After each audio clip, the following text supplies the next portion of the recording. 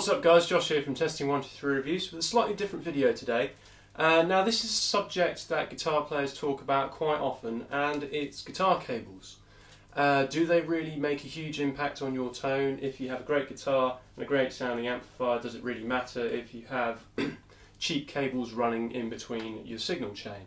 And the answer is yes. Now I was a little bit sceptical at first because I've heard of a variety of expensive cable companies making all these claims, which I'm sure they could do, but I was always a little bit wary of forking over, say, about £70 to just buy one guitar cable. Over the years I've used a variety of cables from some different companies, and the one thing I've noticed is, particularly cables that have moulded ends on them, moulded jacks, is that if you do experience any crackling or breaks or anything like that, you can't fix them, which is a real shame, so you end up having to either buy another one or send it back to the company to get a new cable, which is fine, but you don't really want to be doing that the whole time.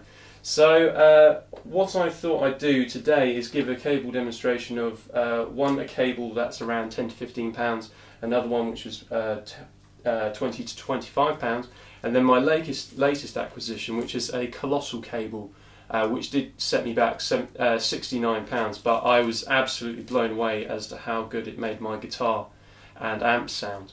So this model is called the Brooklyn. Colossal cables are built by Brian Mendez. He's the founder of the company, and he's worked for a variety of amplifier companies over the years.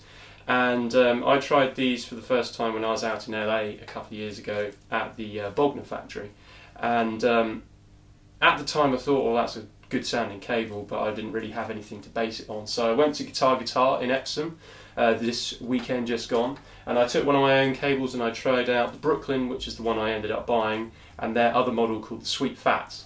Now the Sweet Fats is a much more vintage cable, great for single coil guitars and for bluesy hard rock sort of tones, whereas the Brooklyn is much more suitable for high gain amplifiers, which is perfect for what I do. So if we have a look at it, so you can see the jacks on either end of this cable are really heavy duty, quite large as well if you compare it to, say, Planet Waves or a Spectraflex cable. So really solid housing, and it's also got a plastic cover on it which has the name Colossal stamped on it, but it also protects the end of the cable so it doesn't get any kinks in it, and also protects the housing, because sometimes the housing might come loose and you have to re-screw it, so it eliminates that. Then the cable itself is actually covered in this plastic mesh, which is really tough, really durable, and very heavy duty, so you could, say, roll a speaker cab over this cable and it will still work, which you wouldn't really want to do with just a regular black cable. The Brooklyn one is their high gain cable, as I said, and the main thing I noticed is, because quite often I only use one channel, and that's usually the overdrive channel of the amplifier, I use the volume control to roll down to get my clean sound, and I was just amazed as to how much top end remains, and it's still cut through everything. The bass response is really good, the mids and everything. Really great sounding cable, and I A/B'd it with this Spectraflex one, which I've been using for some time now. When you roll down on the Spectraflex, it still sounds very nice and clean, but when I whacked up the volume again to get my overdrive sound, it was a little bit fizzy.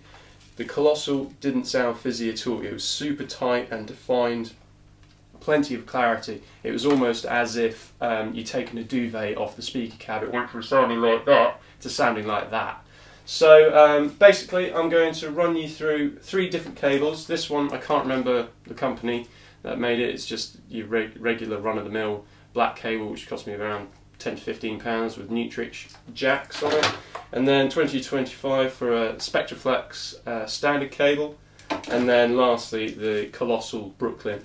And I'll run it through my diesel Einstein 100 watt head and 2x12 rear loaded cab with a couple of different guitars. Hope you enjoy.